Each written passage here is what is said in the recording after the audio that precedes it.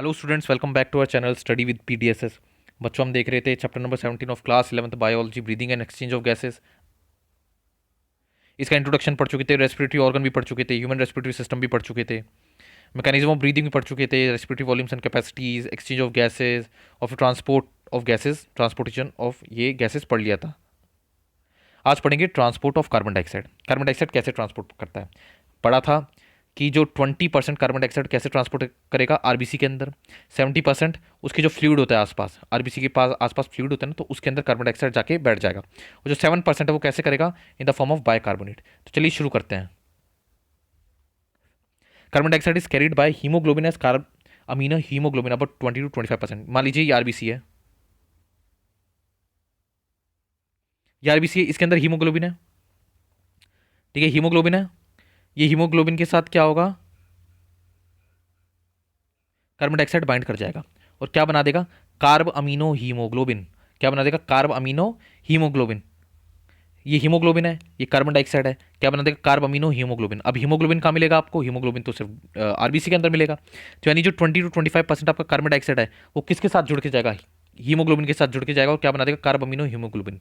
और एक जो कंपाउंड है आपका, ये कहाँ मिलेगा, आरबीसी के अंदर। तो इनडायरेक्टली ये कह दो कि जो 20 to 25% ये 20% जो कार्बन डाइऑक्साइड है वो किसके अंदर ट्रांसपोर्ट होगा, आरबीसी के अंदर।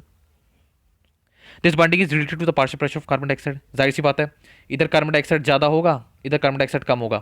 किधर, हीमोग्लोबिन के साथ इजीली जुड़ जाएगा कार्बन डाइऑक्साइड इधर की तरफ, और क्या बना देगा, carb amino haemoglobin. Carb amino haemoglobin.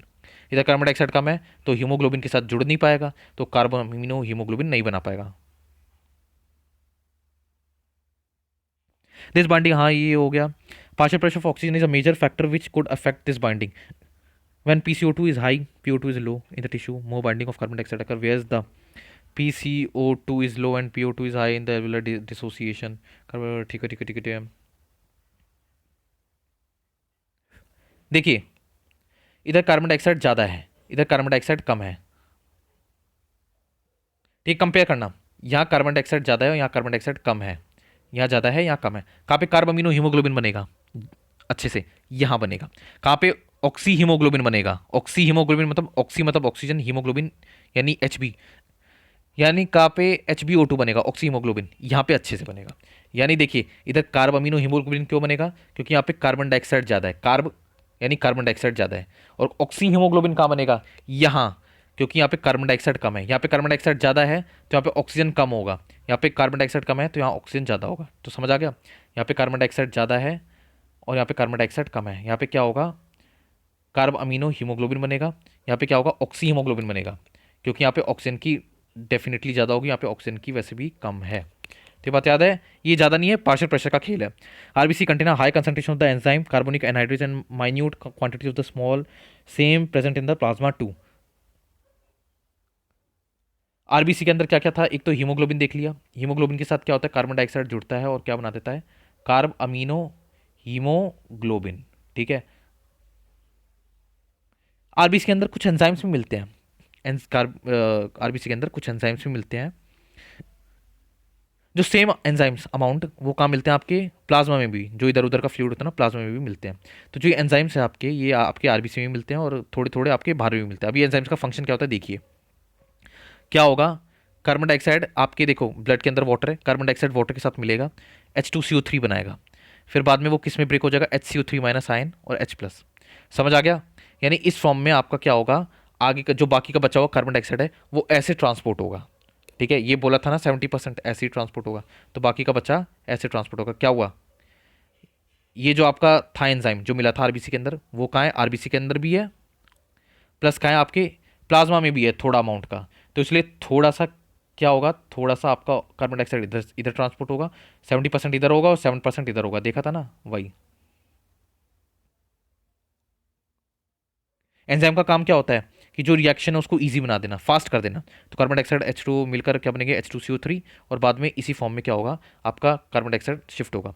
Eight tissue side partial pressure of carbon dioxide is high, tissue side पे क्या होता है, कार्बन डाइऑक्साइड ज़्यादा होता है, तो क्या होगा, कार्बन डाइऑक्साइड ब्लड वेसल के अंदर जाएगा और फिर आगे डीऑक्सीनेटेड ब्लड जाएगा। ऐसे पता था, पढ़ लिया आपने, वो ज़्यादा करने की जरूरत नहीं है। High due to catabolism carbon dioxide diffuses into blood, RBC and plasma and forms HCO, ये पढ़ लिया।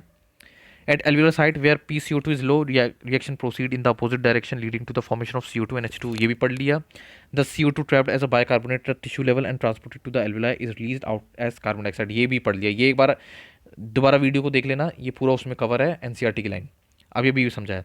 अब हाँ, जैसा नहीं यहाँ पढ़ा था कि जितना भी ऑक्सीजनेटेड ब्लड होता है, ऑक्सीजनेटेड ब्लड, वो 100 मिलीलीटर अगर ले लिया तो उसमें से वो क्या कितना डिलीवर करेगा, 5 मिलीलीटर ऑक्सीजन डिलीवर करेगा.